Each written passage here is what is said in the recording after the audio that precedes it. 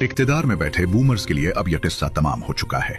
नई नस्ल अब वो सब नहीं खरीद रही जो आप उन्हें बेचने की कोशिश कर रहे हैं। आप स्कूल्स और कॉलेजेस में हब्बुल वतनी के प्रचार के लिए चाहे कितने ही सेमिनार करवा लें, ये तरीका अब काम नहीं कर रहा। हब्बुल वतनी कुदरती तौर पर आती है जब बराबर के मौके हों, मजबूत इंफ्रास्ट्रक्चर हो और मुअस्सर निजाम मौजूद हो। जब आप अपने लोगों को बुनियादी जरूरियात और हकूक देंगे तो आपको तलबा को ये बताने के लिए स्कूल्स के चक्कर नहीं लगाने पड़ेंगे कि उन्हें अपने मुल्क से मोहब्बत करनी चाहिए, वो खुद ब खुद करेंगे। ये नौजवान जहन, ये जेन जेड और अल्फाज ये बखूबी जानते हैं कि क्या हो रहा है। हब्बुल वतनी का मंजन बेचने की आपकी मुसलसल कोशिशों के बावजूद ये आपके इरादों के आर पार देख रहे हैं।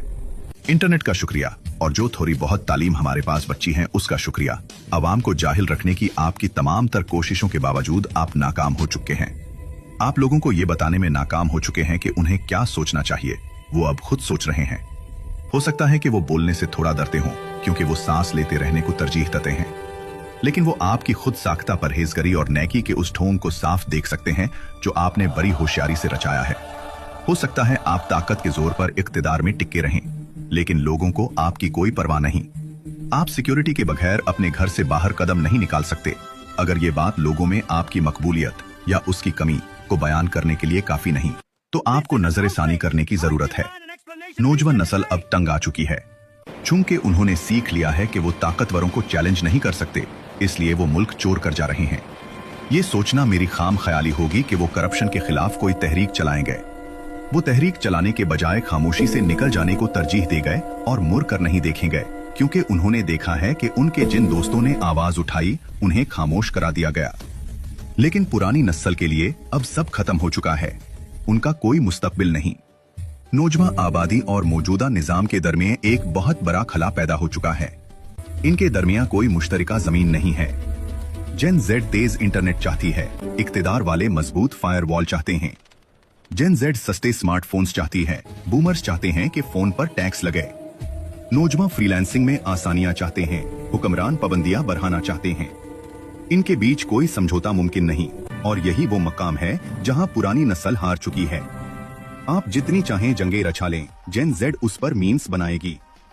मेन स्ट्रीम मीडिया को सेंसर कर लें, यह नौजवान रंबल, यूट्यूब और डिस्कॉर्ड पर जाकर अपनी राय का इजहार करेंगे।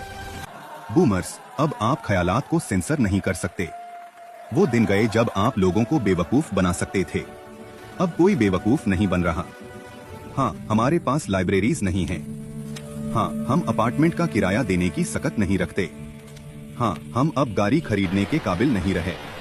आपकी मेहरबानियों से जो माइशत हमें विरसे में मिली है वो आपकी इखलाकियत से भी बदतर है। लेकिन इन सब के बावजूद हम किताबों, सोशल मीडिया और कॉफी शॉप्स में सुकून ढूंढते हुए घिसत रहे हैं। हम टीवी पर आपकी बातें नहीं सुनते क्योंकि अक्सर औकात आप जो कहते हैं वो जुनूनियत लगता है। हमारे पास उसके लिए स्टैंड अप कॉमेडी मौजूद है। हम मेन स्ट्रीम मीडिया क्यों देखें? वक्त बदल रहा है, लेकिन आपको परवाह नहीं। आपके बच्चे बाहर हैं, आप करोड़ों कमा रहे हैं, आप बेलगाम ताकत के मजाक ढूंढ रहे हैं, आपको भला क्यों परवाह होगी? आपको तब एहसास होगा जब कोई आपको सुनने वाला नहीं बचेगा। आप जानते हैं क्यों? क्योंकि जेन जेड ने अपने हेडफोन्स लगा रखे हैं और उनका स्पॉटिफाई पेड है।